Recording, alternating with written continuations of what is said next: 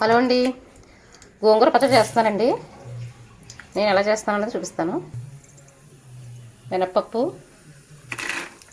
వేరుశనగుళ్ళు, జీలకర్ర,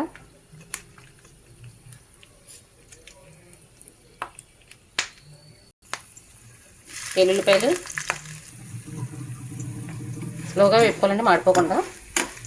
ఇది నువ్వు పప్పుతో కూడా చేసుకోవచ్చు, నేను వేరుశనగులతో చేస్తున్నాను.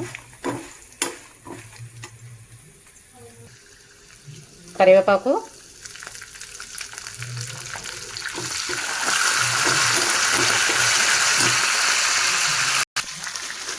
ఎండుమిరపకాయలు.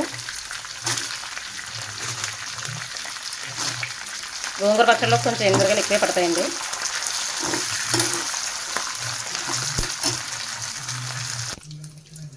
పోపు అయితే ఎగిపోయిందండి, ఇది చల్లారబెట్టుకుందాం. గోంగూర కూడా ఆయిల్ వేసుకుని మగ్గించుకోవాలి. అయితే గోంగూర కూడా మగ్గించుకుంటున్నామండి. గోంగూర కూడా మగ్గించేసుకుని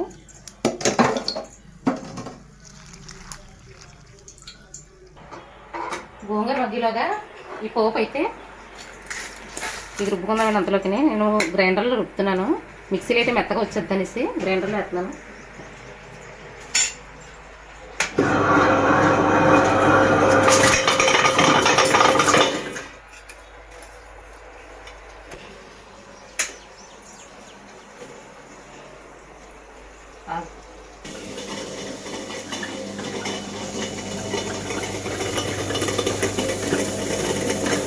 గ్రైండర్లో రుబ్బుకుంటే రోడ్డు రుచిలో వస్తుందండి.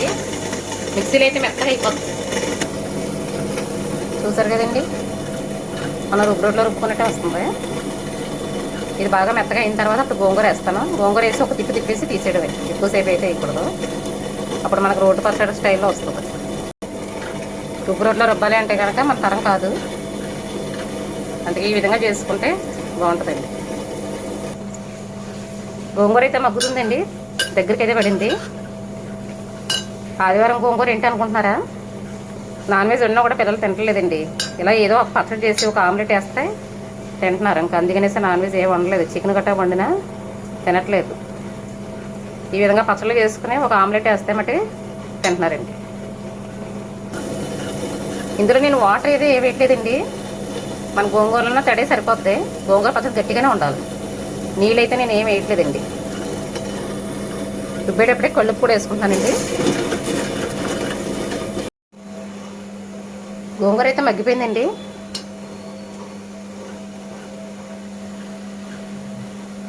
బాగా చల్లారిన తర్వాత ఇది కూడా వేసి రుబ్బేసుకోవడమే.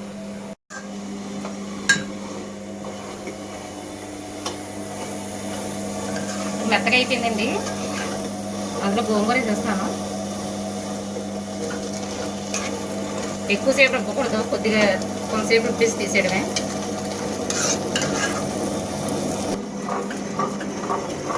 పచ్చడైతే రెడీ అయిపోయిందండి. ఇదిగోండి రోడ్లో రుబ్బుకున్నట్టే వచ్చింది. తడి కూడా సరిపోయిందండి.